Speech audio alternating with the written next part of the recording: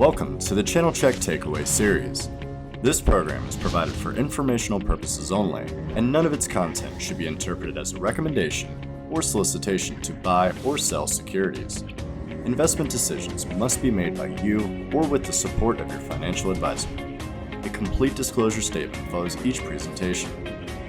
Baudax Bio, NASDAQ ticker symbol BXRX, is a pharmaceutical company focused on innovative products for hospital and related settings. The company has a pipeline of innovative pharmaceutical assets, including 2 clinical-stage novel neuromuscular blocking agents, 1 in a phase 2 study, and an additional unique NMB in a dose escalation phase 1 study, as well as a proprietary chemical reversal agent specific to these NMBs. Joining us today is Gerri Henwood, President and CEO of Baudax Bio. Following a brief introduction of the company, Gerri will be joined by Noble Senior Research Analyst Greg Aurand for a Q&A. Take it away, Gerri. Hi, thanks very much for taking the time to learn a little bit about Baudax Bio. I'm going to give you an overview of where the company is at this time. And of course, the lawyers have said, please be careful, look at all of our filings before you make any investment decision. So where we stand as a company in terms of overview, we have an acute care clinical stage pipeline in an area where we think there are important economic opportunities, and we have some evidence of that in terms of looking at sales of some other major products in this space. The company's financial position is thin, but we're working through it, doing things extremely efficiently, have reduced markedly our SG&A and other costs, and we've got a very significant experience level in the team that we have, a group of people that have worked together with us before to develop numerous other drugs that have gone on to be very successful commercially. So the first of these agents is a neuromuscular blocking agent. These are centrally acting agents that cause paralysis of the body, which is what you need when we want to put a breathing tube into your mouth so that your breathing can be supported during surgery, and also so that if we're doing surgery on the trunk area, the chest cavity, the abdominal cavity, we can paralyze other accessory muscles that might have otherwise interfered with the surgical process. And these agents are used to paralyze those muscles, and eventually they can wear off, or they can be hastened in their wearing off by reversal agents, such as NMB 3000 that's listed here. The first of our agents, 1000, is currently in a phase 2 that will very shortly have reported out its interim results in the phase 2. And then later, towards the end of the quarter, we anticipate to have completed the enrollment, and early in the following month, we hope to report the results, at least top line of the full study. The ultra short acting BX 2000 is in its phase 1 dose escalation. So we're going up to find out what is the max dose that we can use, and in the process of that, collecting enough data as we had for BX 1000 to allow assessment of whether or not the drug has any impact on QT prolongation. And then 3000 is preparing to file its IND this summer, doing the animal tox in the meantime for that. We had a commercial product, a great product, well received, but because of the economic crisis that hospitals are going through right now, where pretty much no new cost is worthy, and unfortunately several other companies with pain products in this space have experienced similar results and similar issues.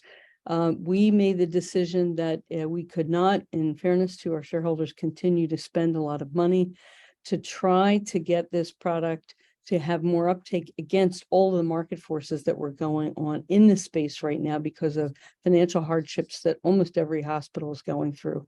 So we made a decision to park the asset on the side. Discontinued status is the official name that was recognized by FDA before the end of last year. So the product is not currently being distributed from our 3PL. It's just everything's on hold. The neuromuscular blocking agents and reversal agents, we think, are a very significant economic opportunity for the company. And as you see, a lot of these neuromuscular blocking agents are used annually. And we've talked about why they get used, and they can be used either in a hospital operating room or a surgery center type setting. They may also be used in intensive care units for patients who are on ventilators to facilitate that mechanical ventilation for those patients.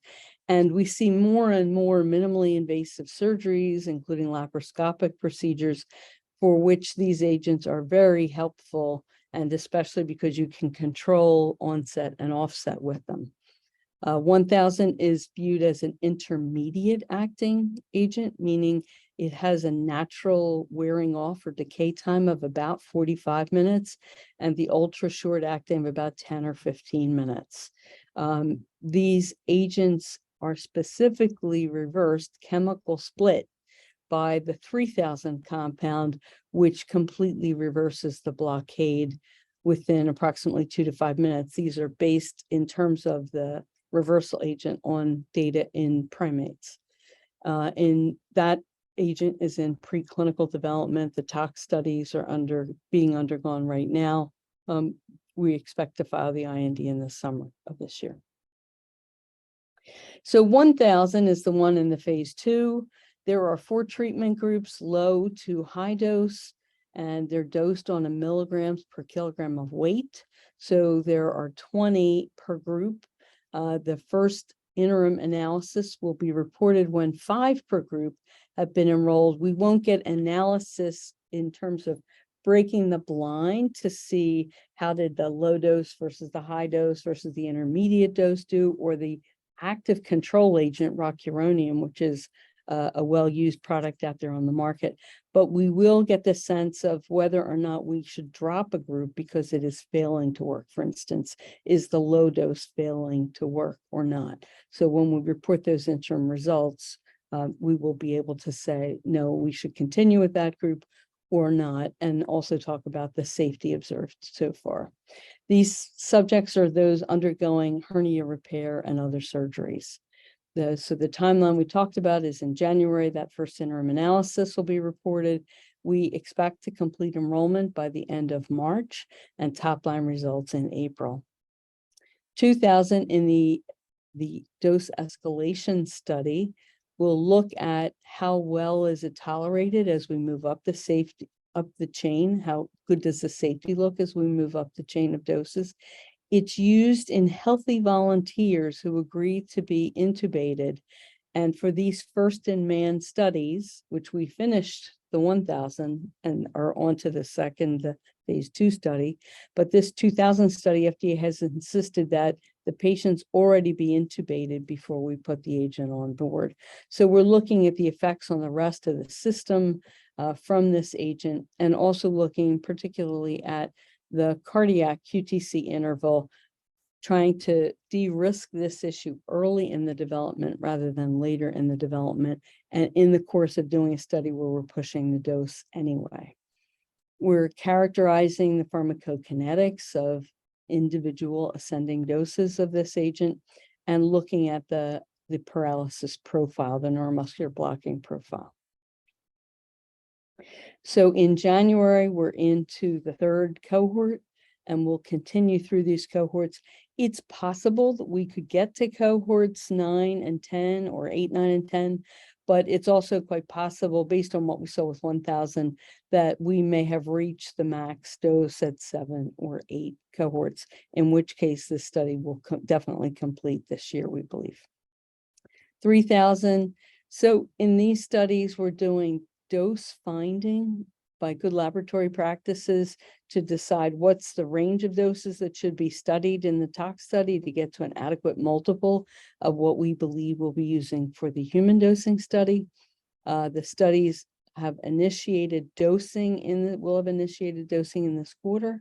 Studies are being done in the US and Canada, in the UK, and in China. There's a shortage of dogs available for tox studies in the US. So we have come with a very well-known and reputable Chinese tox firm doing a portion of the study in China and a portion of the study, including the pathology and the slide preparation and reading of slides in the US and report writing here. So that's how we'll get to the IND filing. In terms of revenue, that will not be so relevant because we've discontinued the product as of the end of the year. This is the end of the September time period with the third quarter Q that we filed. And at that time, we have 5.6 million in cash. We did an additional raise in December. And so, we are moving along slowly but carefully and getting the most mileage out of every penny that we can. Thanks very much for your time. Happy to talk to you more if you have the opportunity about Baudax Bio and our neuromuscular blocking agents. I'd like to welcome Gerri Henwood, President and CEO of Baudax Bio. Hello, Gerri. Thank you for joining us, and thank you for that presentation. Hey, Greg. Thanks very much. Thanks for the opportunity. You mentioned this during your presentation about the challenges that Angesso face and what was on the sidelines. Have you seen any improvement, though, in the market and hospital space in general relative to getting access to the formularies? So access to the formularies does not seem to be the big problem. The big problem seems to be getting usage because pharmacy blocking ordering of the product, pharmacy blocking its ability to be stocked on the floor.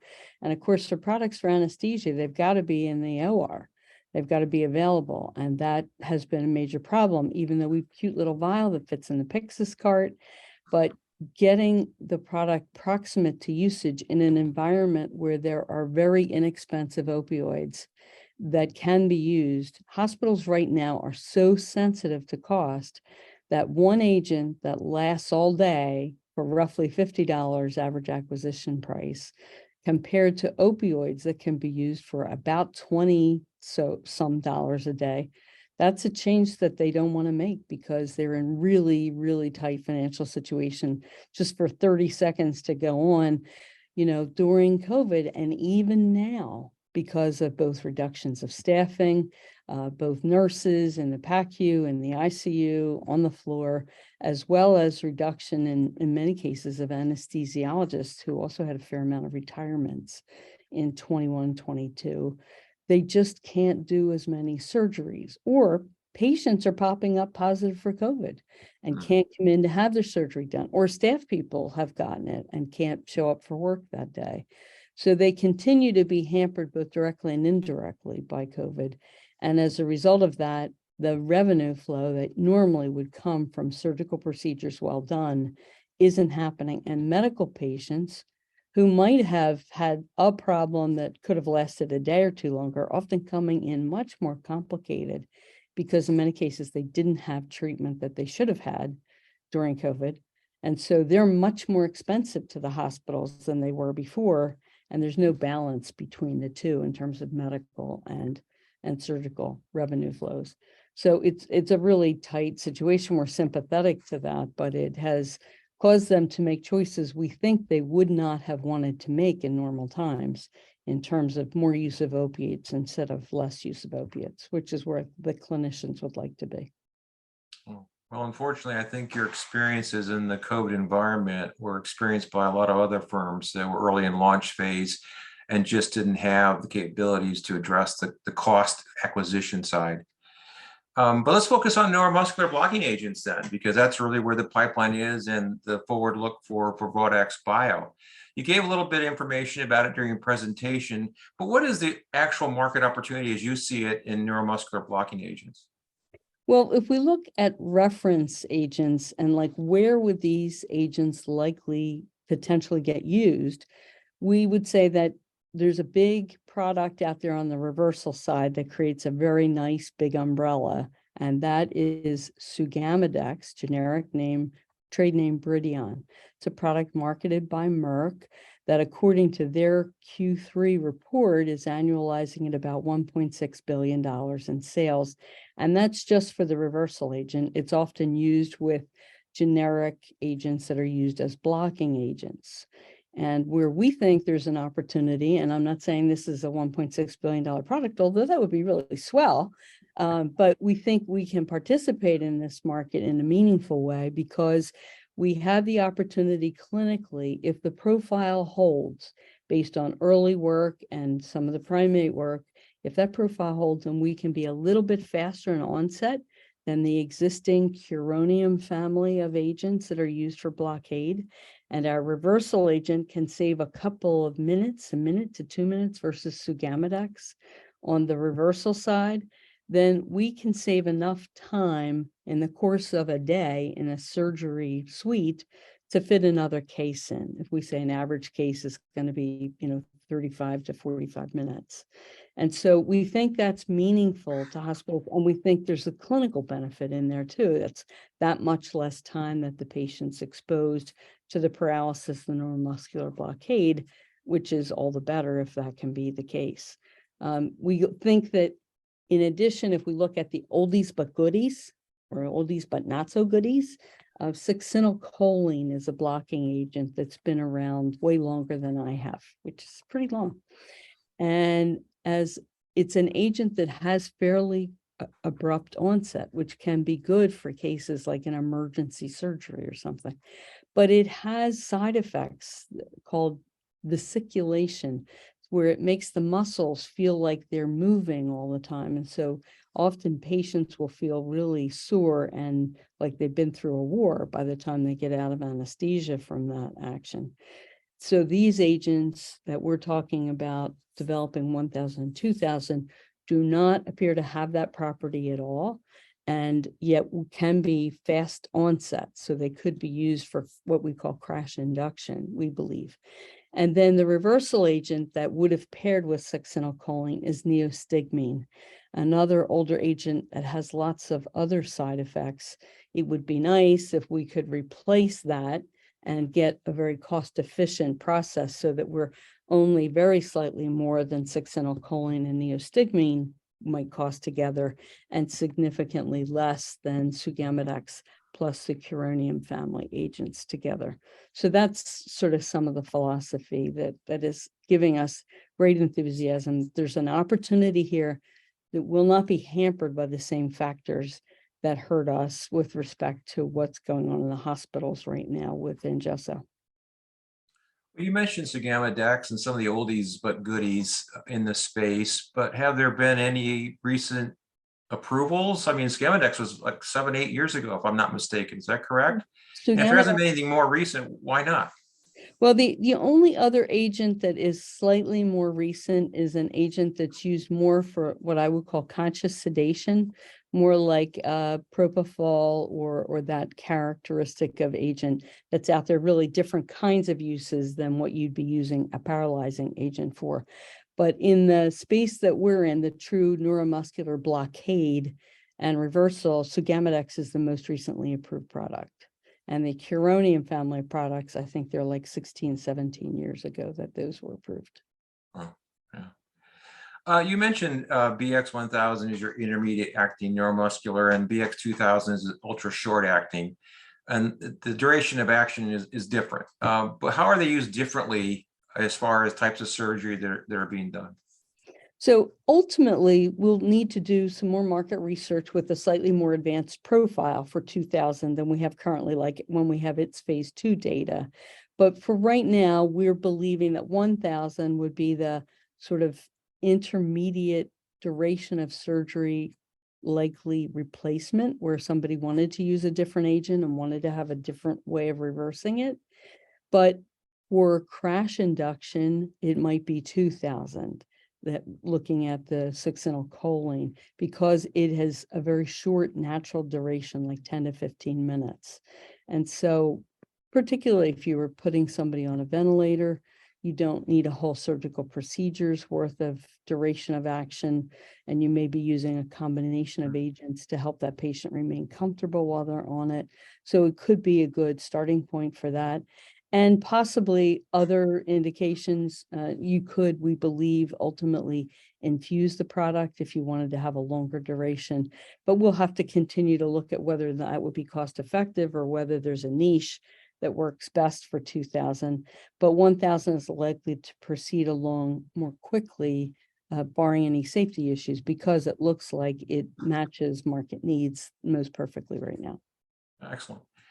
Great opportunity for both, but obviously BX1000 is the lead candidate.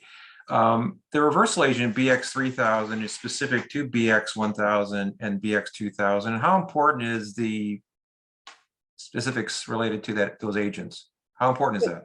We think the ability to reverse quickly. I mean, when we talk to anesthesiologists, they say, I want to have control over when the case is done. So often, if you have any friends who are anesthesiologists, they will find very familiar the phrase from the surgeon saying, okay, I'm done. How about you? And often the anesthesiologist, can't anticipate that he's going to have finished up more quickly if he doesn't say something. And then they're left kind of scrambling to try to allow the patient to be safely brought back and then moved to the PACU. Well, with Sugammadex, they get help doing that, but that's not appropriate for all patients. There's a great percentage of patients not yet managed with Sugammadex, and the cost is one of the factors in that.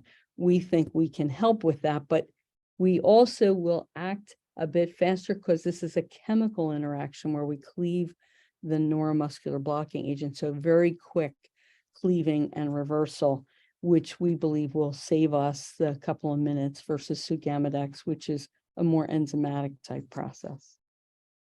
Perfect.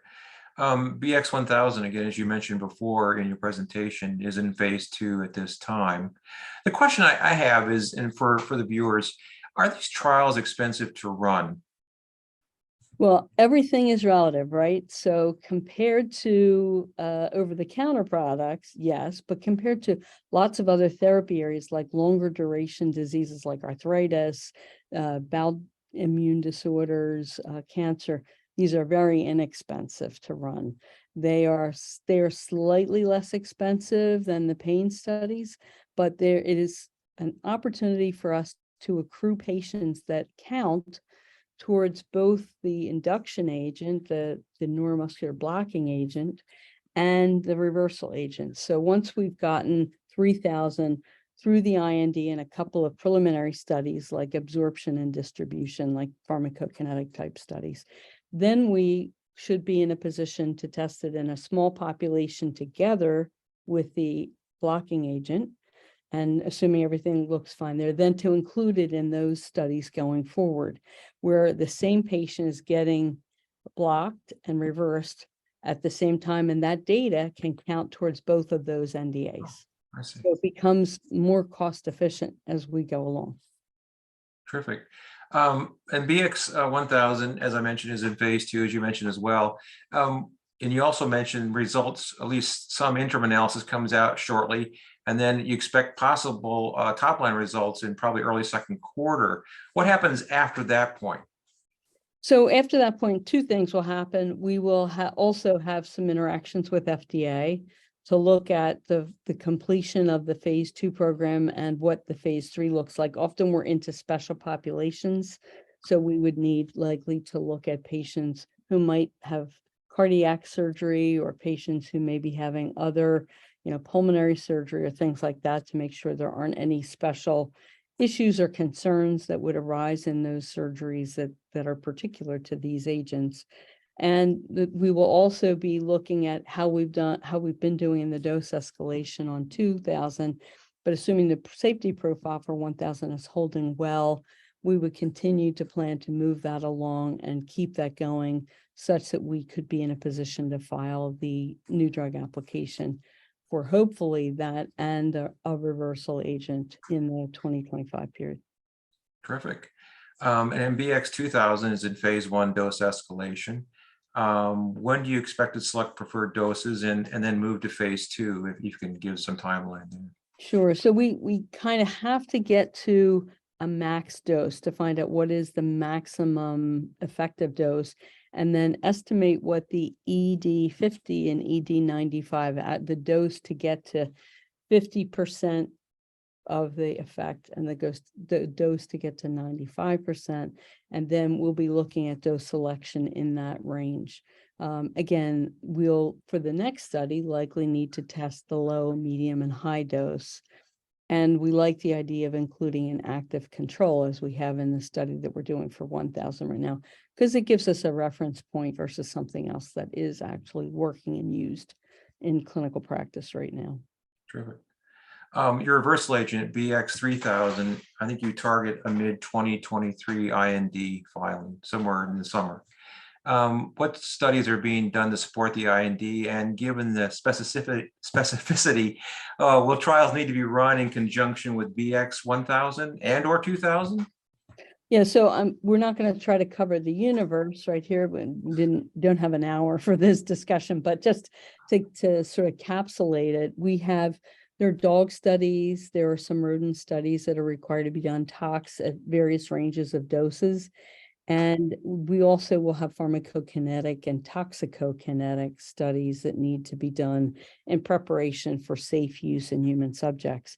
The plus of that is it isn't as hard to do as what we had to do for 1,000 and for 2,000, because those agents paralyze animals. So you had to be ready to put the animals onto a breathing machine in order for them to be able to survive till the dose wore off. And then if you're going to repeatedly dose them, same kind of thing. So with this reversal agent, we just have to give it IV. It doesn't ostensibly do anything to you if you don't already have a reversal agent on board. So in that sense, they're pretty straightforward, and we don't anticipate big problems. Hopefully they don't happen, but this agent has been in other animal species before and has been well tolerated. So we're optimistic that this should go pretty smoothly. Then after that IND is filed, I think there is a combination study that would probably need to happen in at least 1 or 2 animal species before we got to dosing that along with 1,000 in human subjects. Well, Gerri, you've expressed the challenges and opportunities for Baudax Bio, but post JPM week, and you mentioned some of this at the outset too regarding Angesso, some of the challenges experienced in certain aspects of the market. But what are the opportunities going forward for life sciences and healthcare in general as you see it? So I think we see maybe the beginnings of some M&A activity that were nascent during JPM week. And I think companies like ours and others that may be, a little bit more advanced or a little less advanced, consider that to be a potential exit opportunity over the next, 12 to 24 months. It's not inconceivable. But I think some of that relies on some perking up of the health of the marketplace, that at least for hospital products that we serve. And I think there are at least some rumors that, I heard again during JPM that the American Hospital Association is knocking on the door of those in Washington, suggesting that these problems, which are pretty huge, major hospital systems in the Boston area that are losing hundreds of millions of dollars a quarter. Similarly, another big system that we all know about that's in Ohio. And this is emblematic of what's going on throughout the US. So there may be a need for, whether it's low interest loans or some kind of a package to allow our hospitals to not, footfall and disappear as a result of what they've been through in terms of both personnel and economics over the last 3 years and still ongoing today. But we continue to see that there's an opportunity. People are still going to need to do surgery on patients to solve illnesses, but we are also going to see hospitals wanting to facilitate that because it helps their economic issues. It doesn't hurt them. And so we think the agents that we're working on will be helpful in that area. And, I remain optimistic, even though we had a tough year in the market last year. This year remains to be unfolded, but I think there are a lot of exciting agents out there that can really help the efficiency of healthcare and help patients to be able to be well managed, that, we will find a way to break through the funding and the valuation issues that face us all. Yeah, well, thanks, Gerri. I appreciate the comments, especially regarding the hospital facilities market. I don't think people understand how important profitability is for some of these institutions, and the lack of profit or declining profit really affects their ability to choose the proper product for patients and manage the patient more appropriately. So that's very illuminating. Thank you for that. And for the viewers, this is an important juncture for Baudax Bio. While the company has faced challenges during the COVID pandemic, the pipeline and novel neuromuscular and blocking agents represents a considerable addressable market opportunity, which we estimate at Noble worldwide around $4 billion. I would suggest taking the time and look at Baudax Bio more closely. We here at Noble currently rate the stock market perform, but we look to revisit our rating as there are several news catalysts on the horizon that will continue to move the company forward, including the first interim analysis for BX1000, with top-line results expected also early second quarter, dose selections coming from the BX2000 phase 1 study, and of course, the important IND filing for BX3000, the reversal agent. And so with that, I thank you everyone for joining us. Gerri, thank you also for everything. And everyone have a great day. Thanks a bunch.